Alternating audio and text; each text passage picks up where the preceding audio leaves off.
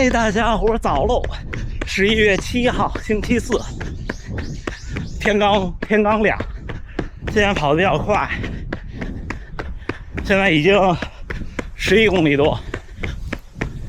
我出门就碰见大河源先生了，先热身，热了3公里，然后开始缓缓加速，大概加到现在这样。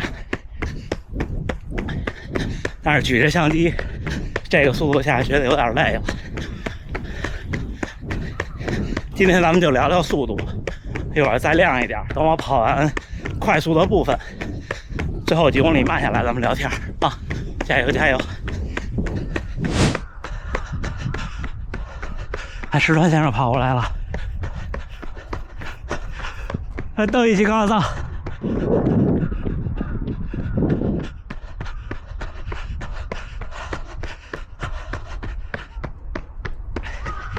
今天跑的还行，从第4公里开始慢慢加速，然后到了14公里，慢了1公里，然后又加速，加到现在。从起来到现在就喝了一杯黑咖啡。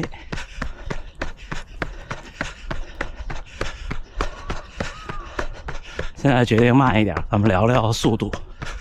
今天其实没有跑快的计划，但是就像刚才说，出门跑了300米，在路口碰见大河源先生了，然后跟他聊了将近3公里的天儿，就感觉有了力量。真的，其实没聊什么，就是聊了聊。他说好像最近速度没有以前快，然后我说没有啊，我说你保持住没问题。然后我就说我自己，我说我感觉我也摸到边儿了。你看我试了2场240了，其实是2场半。北京那次确实是准备的太仓促了，身体状态不好，但是我也试了，老是差那么一点儿。我跟大元先生说，我说其实我觉得，你别看我今年的大阪跑了241，但是我跑244那年，其实我要是像今年这么拼，我也许也能241、242的样子。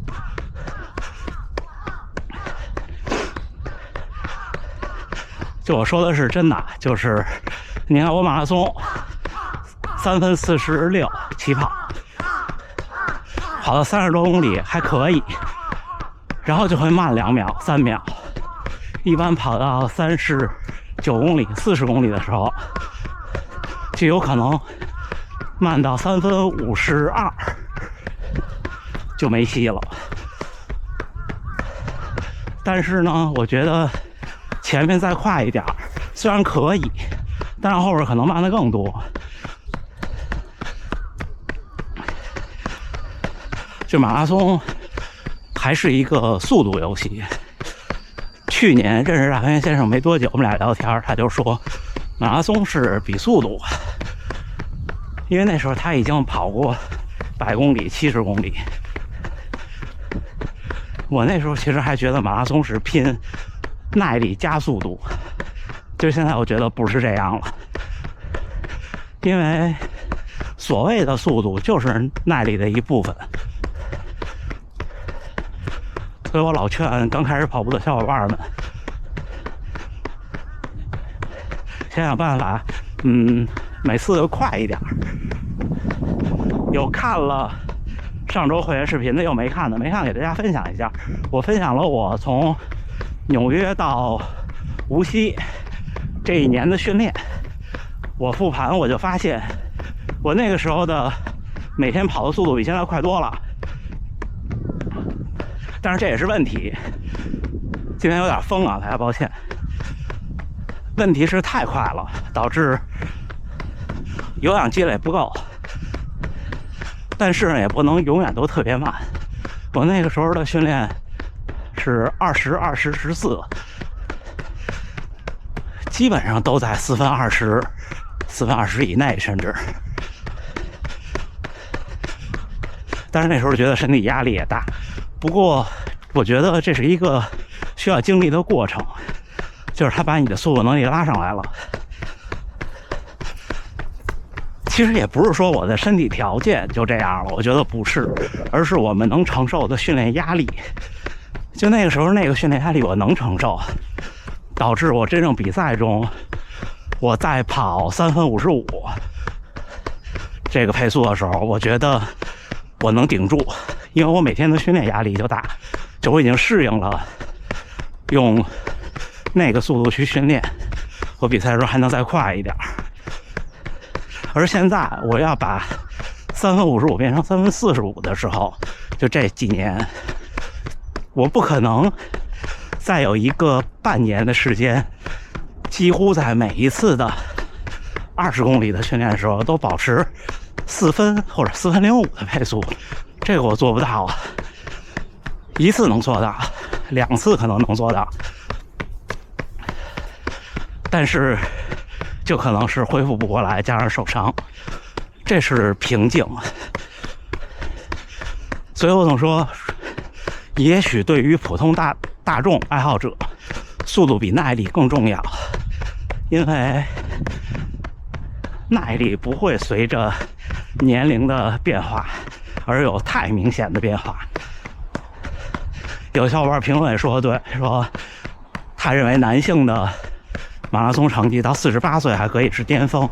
对，对于普通人是这样的，因为我觉得我到48岁，可能我的速度能力还能是这样，我可能还能跑2小时45，但是我进步不了了，因为40到48不是30到38，30到38这些年，我可以拼一下，让自己的身体的恢复能力去磨练、去适应。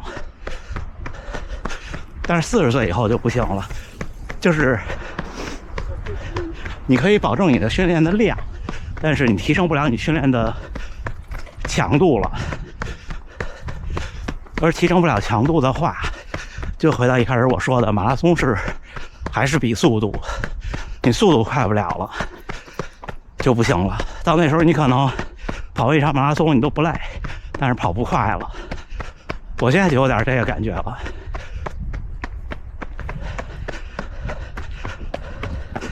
所以您如果28、9岁开始跑步，一开始把速度往起拉，没有坏处，你可能会比那些所谓的什么无伤跑法什么的那些那就不可能有无伤跑法。我这么跟大家说，你总会受伤的，就是几率的大小，你可能受伤的可能性大一点，但是这种跑步你不管是什么伤都是一过性的，都可以好。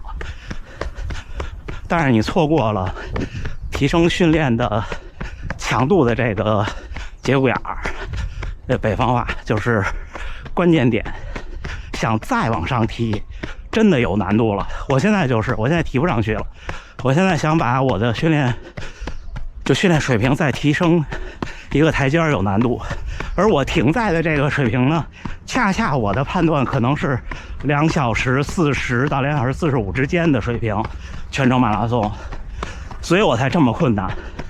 就是现在日复一日这样坚持，只能让我不退步。就是那天我说那个弹簧的原理，那弹簧也是之前在上周在会员视频里说过，我突然间想到的一个比喻。就是这样了，这真的就跟拉弹簧一样，你只可能越来越使不上劲儿，真的。所以我现在的课题就是，我怎么能把我的训练水平再提高，哪怕5%，这样的话呢，我可能再把上限往上高一点。我觉得我现在的天花板，就是天时地利人和，状态特别好，心情也特别好的情况下，不出任何问题，我可能23840以后，可能是我感觉。但是这1分多钟在马拉松赛场上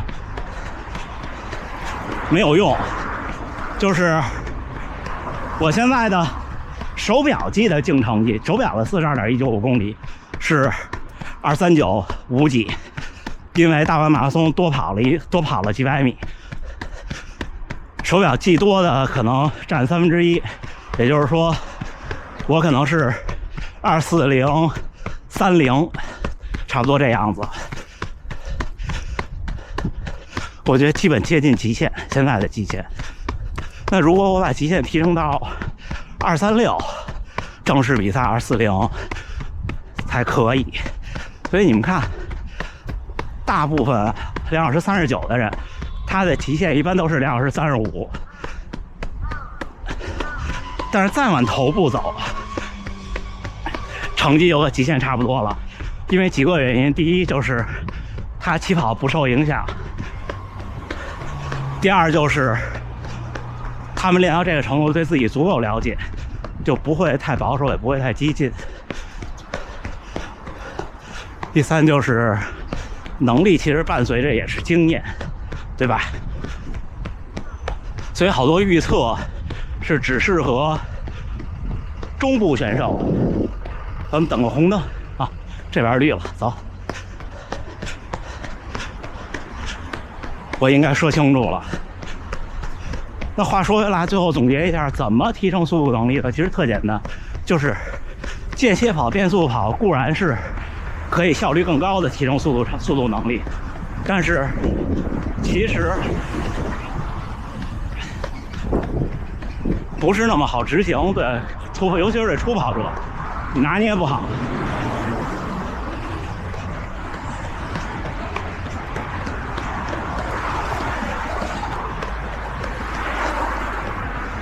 对初跑者来说，就像我刚开始跑步的时候那样，我直到2018年、2019年，我还在想，我每次跑的时候我都想快一点，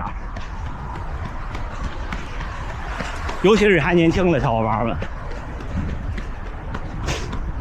那样你就速度拉的就快。行吧，再等一红灯，咱们训练后再聊了。11月7号星期四清晨，第二个训练日训练结束，一个半程马拉松，1小时38，平均配速4分40，最快1公里4分03，平均心率143。今天特别凉，今天有风，他们都穿皮肤衣了，我穿了一个这个，应该多穿一点，所以今天就不站在那儿跟大家结束了，直接走回家。今天跑了一个10来公里的有点速度的匀速跑，就是单纯的匀速跑，大概在4分04到4分06之间，就有时候4分04，有时候4分06，这个速度持续跑了可能10来公里的样子，还可以，就是普通的晨跑，空腹晨跑。这样的话，基本上我的判断就是你的马拉松配速大概比这个快15秒到20秒，应该是游刃有余的。要解决的主要问题就是最后那几公里，所以现在我还在马拉松全马的鞋上，就穿哪双鞋上，还在想办法，因为你又不能中间换鞋。但是最后那几公里，真的是就是我现在已经是那种就是可以算是有劲儿使不出，或者说不能再更好的协调身体的状态，所以感觉得有一个，我也没想好，对，因为我的比赛经验不够多，所以神户又是积累经验的一次。大学先生今天跟我说你别紧张，神户整体水平不高，200名可以的。我说那我还是得有一个差不多的成绩。我说努力吧。大学先生也说努力吧。今天跟他聊完以后，我觉得特别的有力量，所以我准备抓紧回家吃饭了。那就这么着，前2天的视频的评论弹幕都看了，谢谢大家。最后还是祝大家呢努力生活，健康平安。咱们明天再见。